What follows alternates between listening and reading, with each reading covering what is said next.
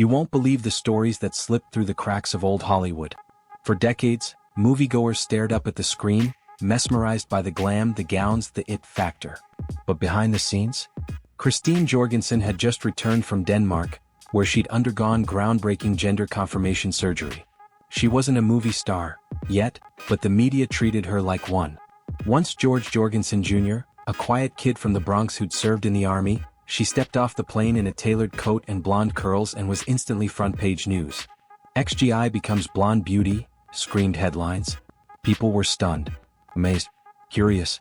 In nightclubs, audiences packed in just to see her, hear her speak, and marvel at the woman she'd become.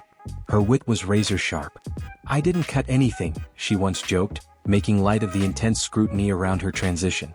Christine never quite broke into Hollywood, but she starred as herself in a biopic and lit a spark that made people ask, if an ordinary soldier could transform into a poised starlet, who else in the public eye might have a past no one knew about?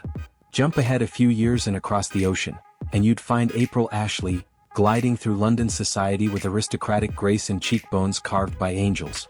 April was the kind of beauty photographers obsessed over. But before she was April, she was George Jameson, a working-class kid from Liverpool who never quite fit in.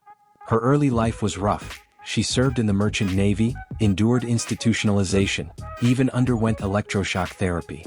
But at 25, she took a leap and flew to Casablanca for surgery. When she returned, she reinvented herself, posing for Vogue and brushing shoulders with the elite. But secrets don't stay buried long. A jealous friend sold her story to the tabloids for £5. Overnight, she went from darling to scandal. Her modeling contracts vanished. Her marriage to a nobleman unraveled in court. Yet April stood firm. Living a lie was worse, she said. She lost so much, but in the long run she became an icon. She lived in truth in an era that punished it. Back in New York, there was someone else commanding attention, though from a very different stage. Candy Darling shimmered like a dream from another era, blonde, breathy, with a touch of old Hollywood in every glance. She was the star of Andy Warhol's underground films, where she played femme fatale with a knowing wink. But Candy hadn't walked out of a casting office. She had walked out of a Long Island suburb as James Slattery, obsessed with classic movies and longing to become the women she saw on screen. She transitioned in her late teens and carved out her own space in New York's art scene, where being different wasn't just accepted, it was celebrated. Still, Candy never cracked the Hollywood barrier. Her fame came with limitations, but she inspired others just by existing. Lou Reed sang about her in Walk on the Wild Side, and when she died young at just 29, Gloria Swanson attended her funeral and saluted her coffin like she was passing the torch. In a way she was. Meanwhile, over in Paris, a showgirl in polka dots was turning heads and rewriting history.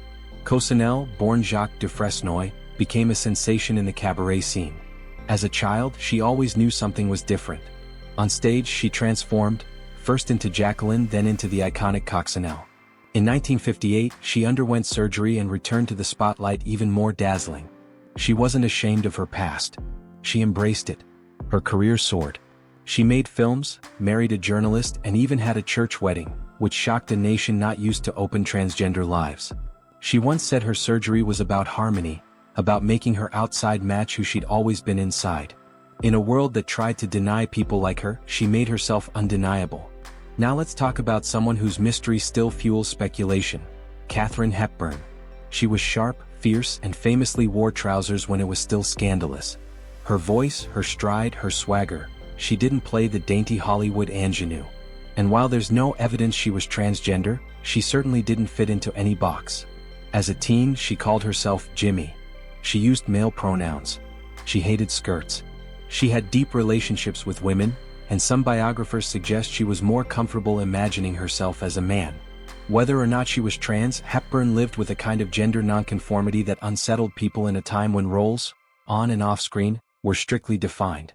She once quipped, "If that makes me a mythical man, so be it." Maybe that's why the rumors have never fully gone away. Then there's Greta Garbo, the Swedish siren who famously declared, "I want to be alone."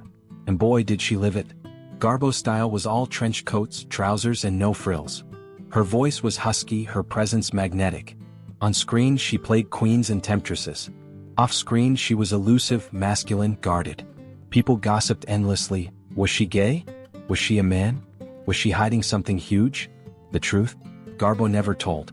She once signed a letter as Harry Boy. And when she walked through Paris in pants, police threatened to arrest her. Whether she was queer, gender non-conforming, or just fiercely private, her image always kept the world guessing. She didn't fit into categories. That's what made her legendary.